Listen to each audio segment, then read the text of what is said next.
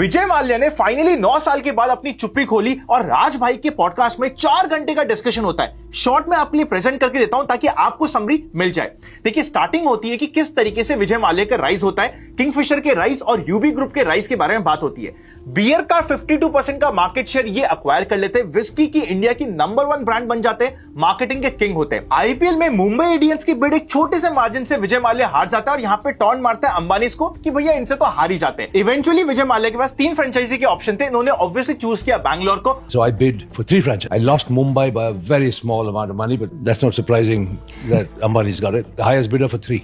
And I had to choose one. So I obviously chose Bangalore. और ये एक marketing decision था अपनी विस्की रॉयल चैलेंज को प्रमोट करने के लिए। इनका मेन फोकस था कि यूथ को कैसे अट्रैक्ट किया जाए और इसीलिए इन्होंने आईपीएल को बाय किया था। ये कोई आउट ऑफ शॉक नहीं था, pure marketing and business idea था। इवेंचुअली इनकी जो एयरलाइन का एक्विजिशन होता है 2008 तक इंडिया की नंबर 1 एयरलाइन बन जाती है, पर फिर आता है ग्लोबल क्राइसिस। इस कंप्लीट सबप्राइम क्राइसिस जो 2008 में आता है, क्रूड एंड ऑयल के प्राइस इंक्रीज होते हैं, ग्लोबल रिसेशन आता है और यहीं से डाउनफॉल इनका स्टार्ट होता है। एयर डेकन को ये बाय करते हैं मल्टी ब्रांड स्ट्रेटेजी के तहत। ओवरऑल लोन की बात करी जाए तो कुछ लोग कहते हैं 9,000, कुछ कहते हैं 11,000। विजय माल्या का कहना है कि 6,203 करोड़ का एग्जैक्ट लोन था और एज पर हिम 2024 तक ये ऑलरेडी 14,000 करोड़ के ऊपर का पेमेंट कर चुके।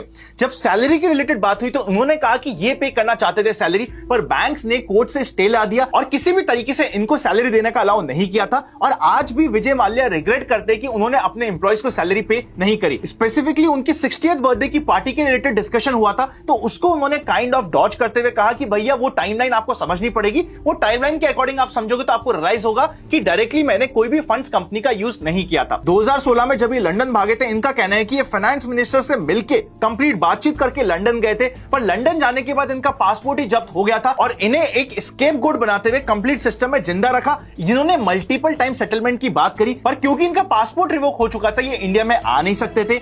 इन्होंने मल्टीपल सेटलमेंट का ट्राई किया, बार बार कोशिश करी बैंक के थ्रू सेटलमेंट करने की, पर बैंक ने इनका सेटलमेंट रिजेक्ट कर दिया। ऑल्दो बैंक ने कहा कि अगर आपकी जगह कोई और होता तो हम सेटलमेंट कर देते, पर आपको अगर हमने सेटलमेंट दिया तो सरकार और सरकार के सारे लोग हमारे पीछे पहुंच जाएंगे। यह है इस कंप्लीट पॉडकास्ट की समरी। आपको क्या लगता है विजय माल्या के स्टैंड्स के बारे में? कमेंट करके बता दीजिएगा। इस वीडियो को शेयर कर देना ताकि लोगों को क्विक समरी मिल जाए, वो भी एकदम शॉर्ट में।